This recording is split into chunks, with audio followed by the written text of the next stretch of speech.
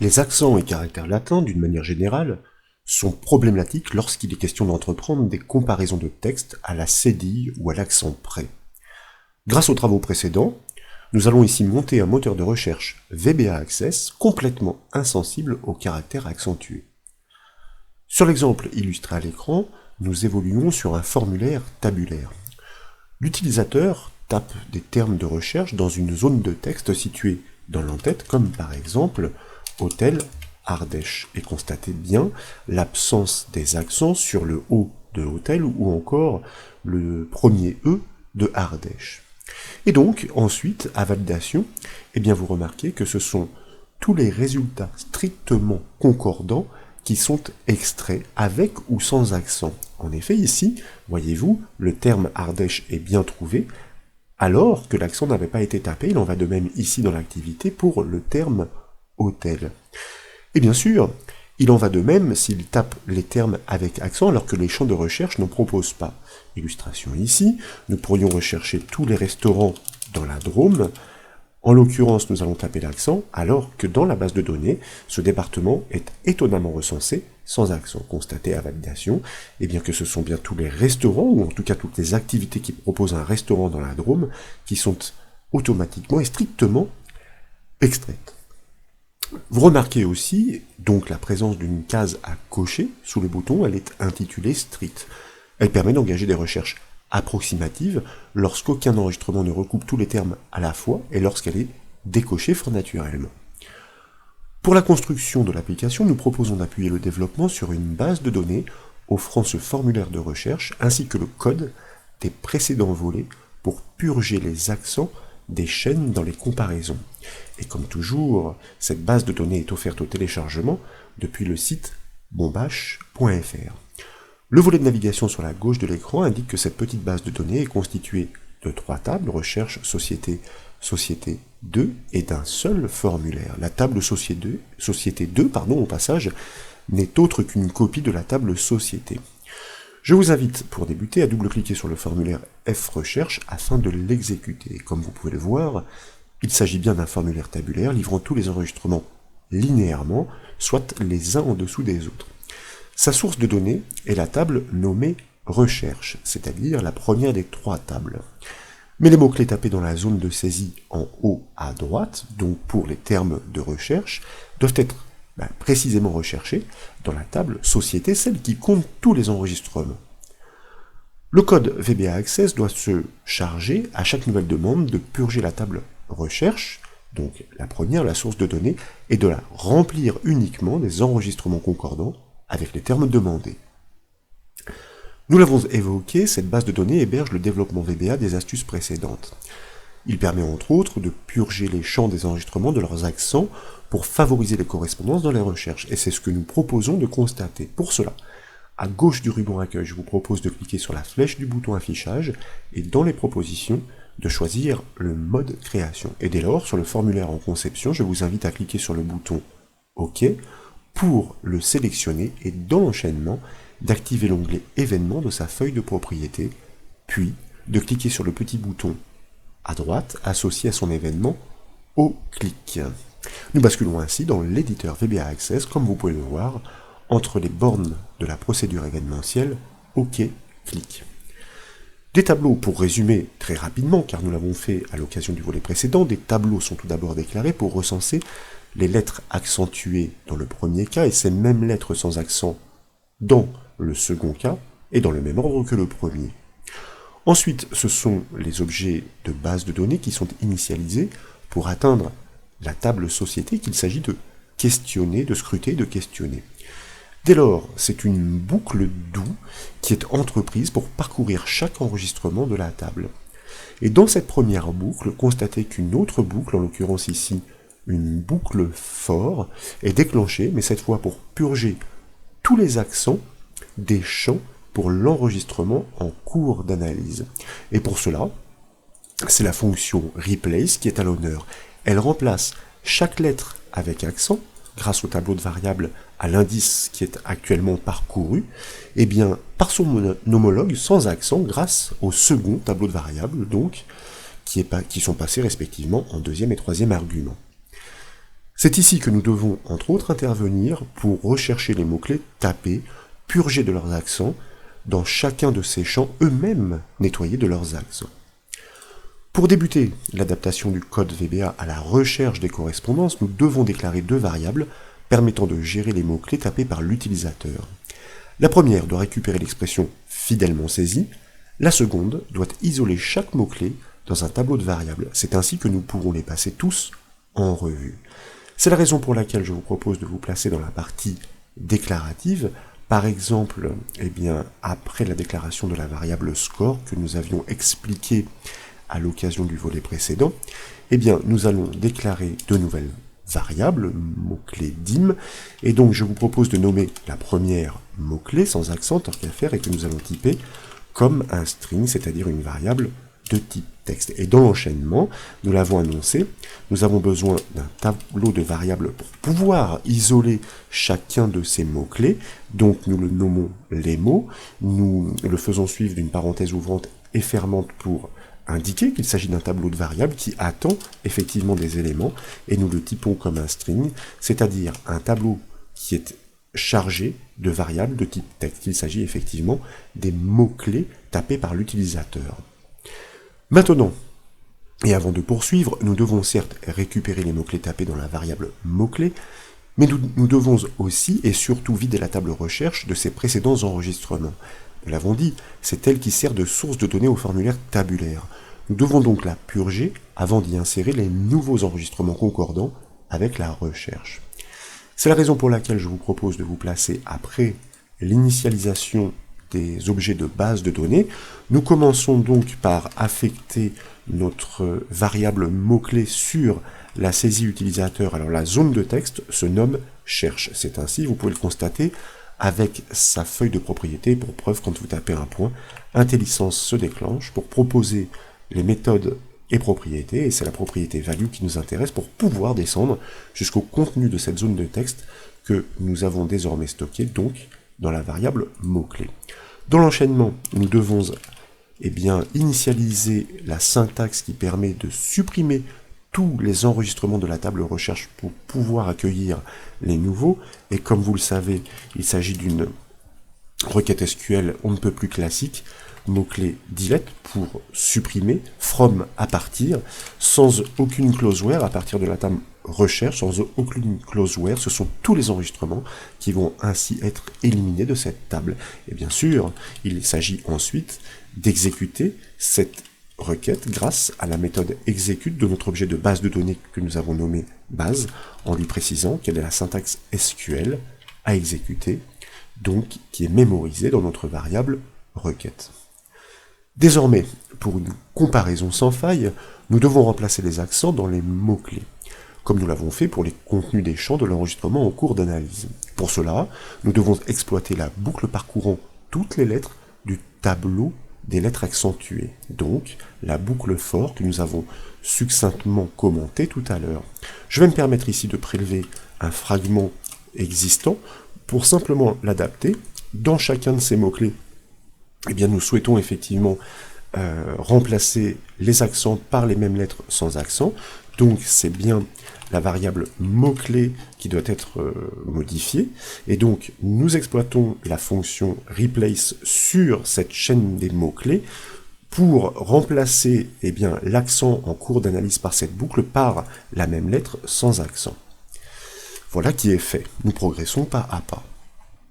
Maintenant, il est question d'engager les recherches et deux méthodes existent. La première, nous l'avons dit, est stricte.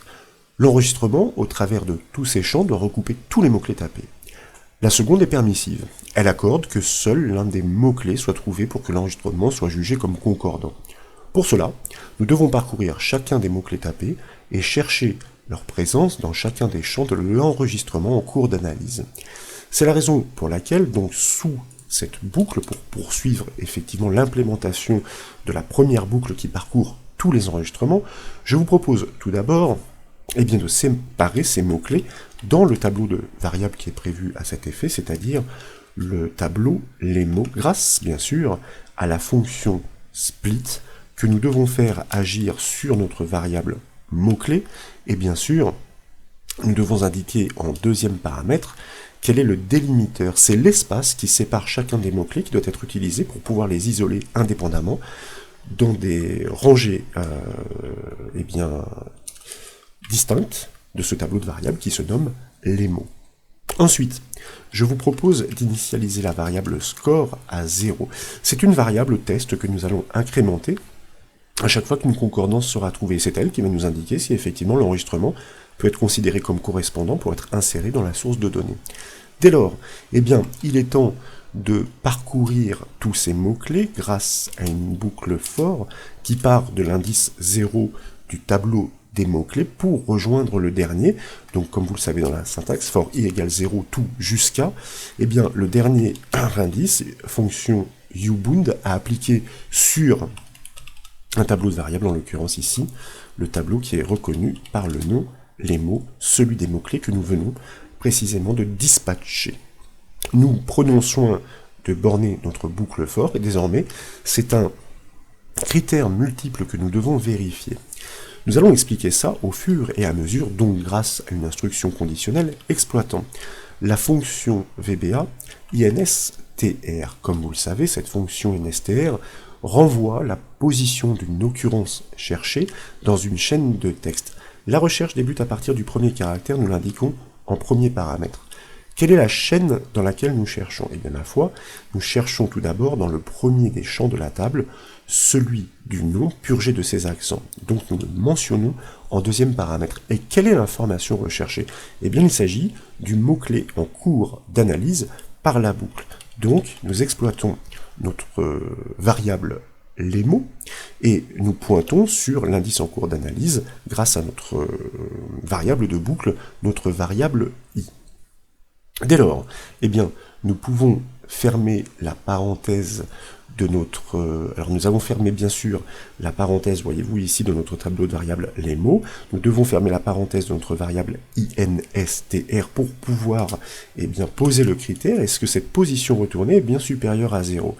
Si oui, cela signifie que ce mot-clé en cours d'analyse est bien présent dans le champ nom. Mais ça ne suffit pas, car s'il n'est pas présent dans le champ nom, il peut très bien être présent dans le champ activité, département, ville ou autre. Et donc nous allons devoir tout vérifier. C'est la raison pour laquelle il s'agit d'un critère non exclusif.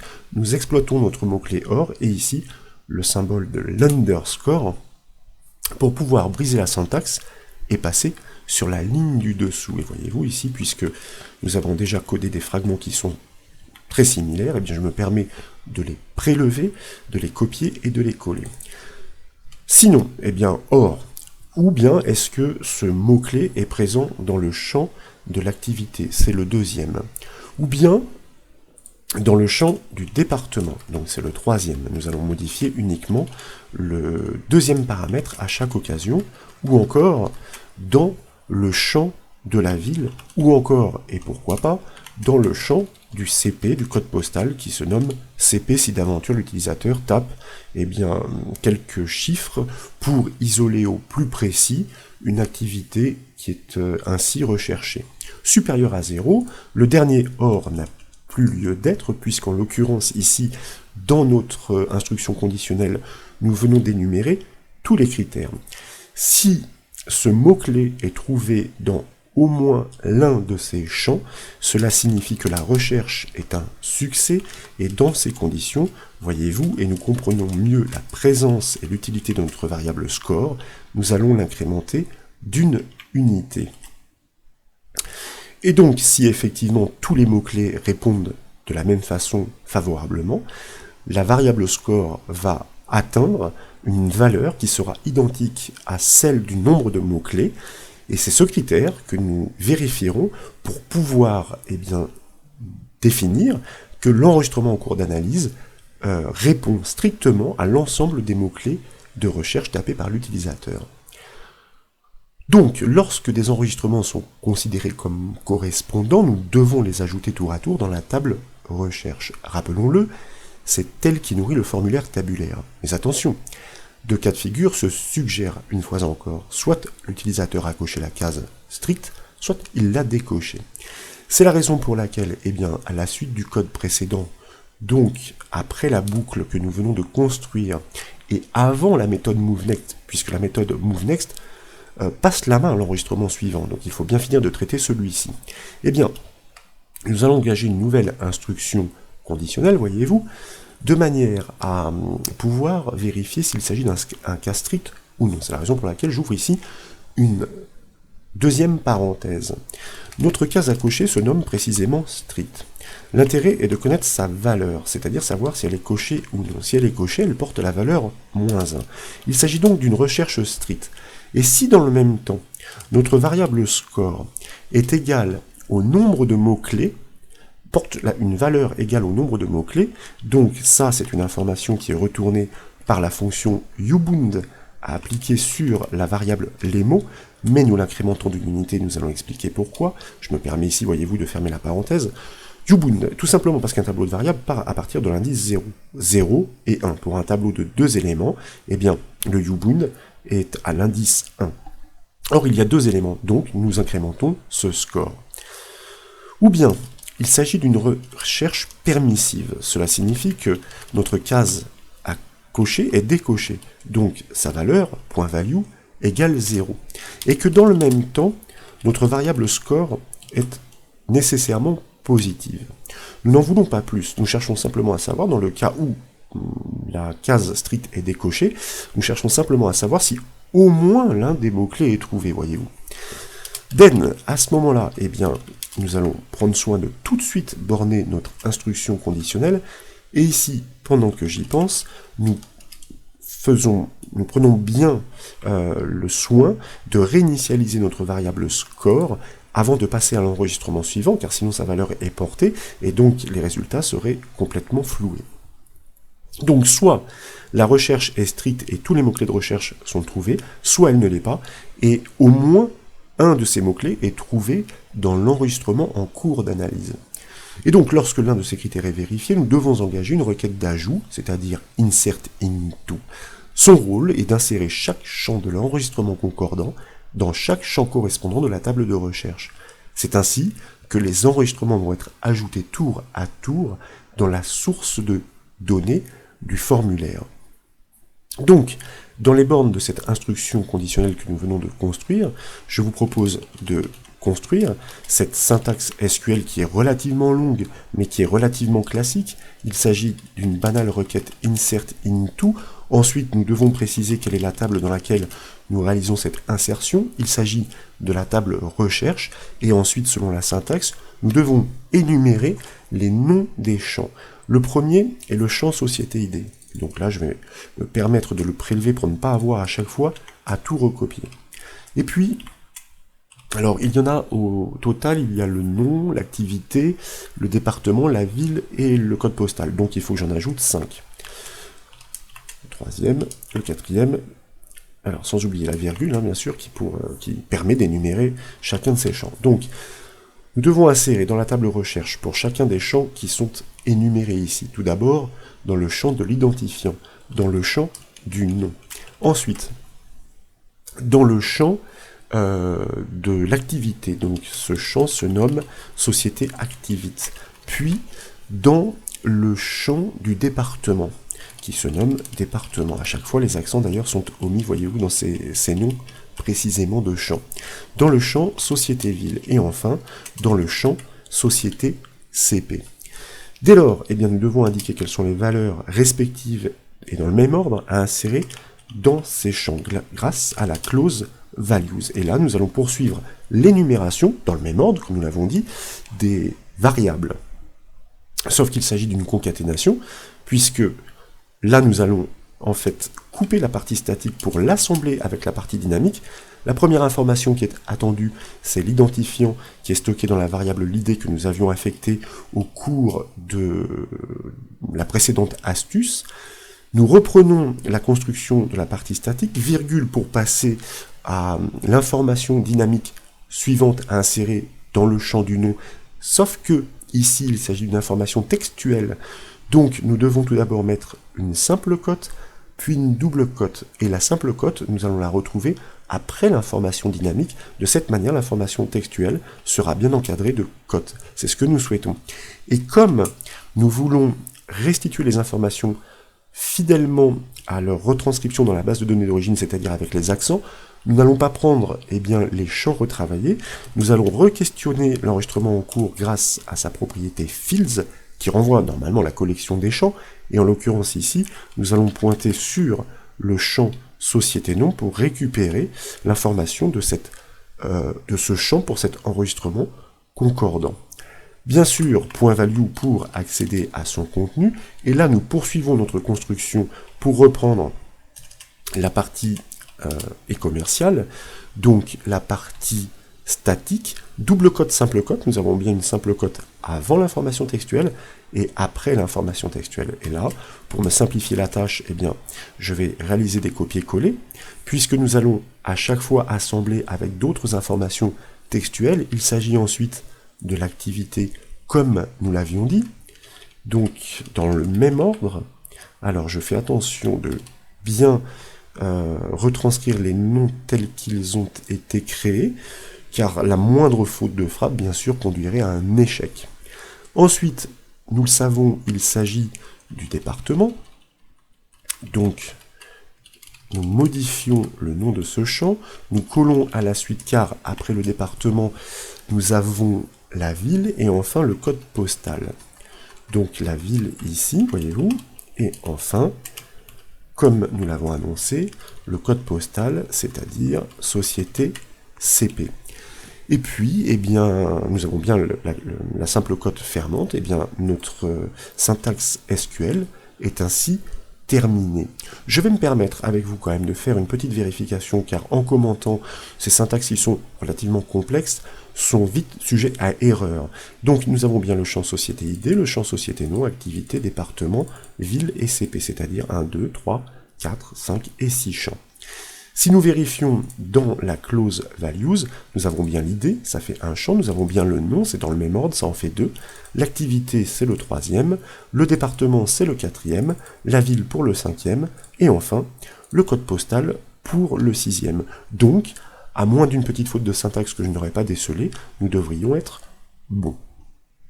Ensuite, il s'agit, comme nous l'avons fait précédemment, naturellement, d'exécuter cette requête d'insertion grâce à la méthode exécute de notre objet de base de données nommé base, en lui passant bien entendu la syntaxe de cette requête mémorisée dans notre variable requête. Pour finir, et à l'issue du traitement de la boucle, nous devons actualiser la source de données pour rafraîchir l'affichage du formulaire tabulaire. C'est ainsi qu'il va livrer automatiquement tous les enregistrements répondant favorablement à la demande des mots-clés formulés par l'utilisateur. Et donc nous devons nous placer après la boucle et après le bloc with, c'est-à-dire lorsque l'intégralité du traitement est terminée et que tous les enregistrements concordants ont été insérés dans la table, c'est là qu'il est question effectivement d'actualiser, de rafraîchir l'affichage grâce à notre objet docmd qui, comme vous le savez, signifie doCommand, et en l'occurrence ici, sa méthode requery sans paramètres pour réactualiser les sources de données et les liaisons. Il est temps de tester le bon fonctionnement du moteur de recherche devant gérer les spécificités des caractères latins. Je vous propose donc d'enregistrer les modifications avec le raccourci clavier CTRL-S et de basculer sur le formulaire en conception, puis de l'exécuter par exemple avec la touche F5 du clavier, de taper des mots-clés de recherche, pourquoi pas un peu plus riches que lors de la présentation hôtel, restaurant, pourquoi pas Toulon, tiens, une ville du Var, en l'occurrence le chef-lieu. Et puis nous pouvons cliquer sur le bouton OK. Alors là je m'aperçois qu'il y a un petit souci dans la mesure où... Ah, alors c'est Access, ça arrive parfois, qui a généré une erreur. Je m'attendais plus à une erreur de code. Ce n'est pas ça vraisemblablement, on va le vérifier tout de suite. Je vais faire une recherche un peu plus rapide, hôtel Ardèche. Nous validons par OK, nous obtenons vraisemblablement bien tous les hôtels de l'Ardèche. Donc, nous allons faire de nouveau notre recherche hôtel-restaurant Toulon. Nous cliquons sur le bouton OK, vous voyez que le résultat est parfait. Donc, aucune anomalie dans notre code, c'est vraiment un petit bug d'accès à l'instant T, les aléas du direct, si j'ose dire. C'est très rare de la part d'Access, mais c'est survenu. Bref, vous remarquez donc, et avec plaisir, que seuls 3 enregistrements sont parfaitement concordants. La case strict est en effet cochée par défaut. Les mots-clés hôtel et restaurant sont trouvés dans le champ de l'activité. Et bien que nous n'ayons pas mis d'accent dans le mot hôtel, vous le constatez ici, la correspondance a été trouvée grâce à notre traitement VBA. Et de plus, le mot-clé Toulon est bien trouvé dans le champ de la ville quant à lui. Donc tous les mots-clés sont réunis dans ces 3 enregistrements strictement concordants, alors que la table source en compte plus de 1200. Bien sûr, si vous décochez la case strict et que vous relancez la recherche en cliquant sur le bouton OK, vous obtenez un bien plus grand nombre de résultats, mais bien moins pertinents, car ce sont toutes les activités qui soit proposent un restaurant, soit sont situées à Toulon, qui sont livrées, soit 802 résultats. En essayant une recherche intégrant les accents, en revanche, on va faire un exemple ici, puisque nous n'en avions pas mis dans l'exemple précédent, restaurant Drôme, avec le chapeau, ou l'accent circonflexe si vous préférez, sur le haut de Drôme, en cliquant sur le bouton OK, vous remarquez que vous obtenez bien tous les restaurants de la Drôme. Pourtant, et inversement, remarquez-le, le département de la Drôme est codé, étonnamment d'ailleurs, sans accent dans cette base de données. Nous avons donc réussi à concevoir un moteur de recherche en VBA Access capable de réaliser les correspondances sur les termes de recherche, et ce, quelles que soient les spécificités des caractères latins rencontrés. J'espère donc que cette nouvelle astuce vous a plu, astuce VBA Access. Si c'est le cas, comme toujours, je compte sur vous pour mettre un petit j'aime à la vidéo. Et comme vous le savez, vous pouvez retrouver toutes les formations et astuces sur le site bombache.fr. Je vous remercie.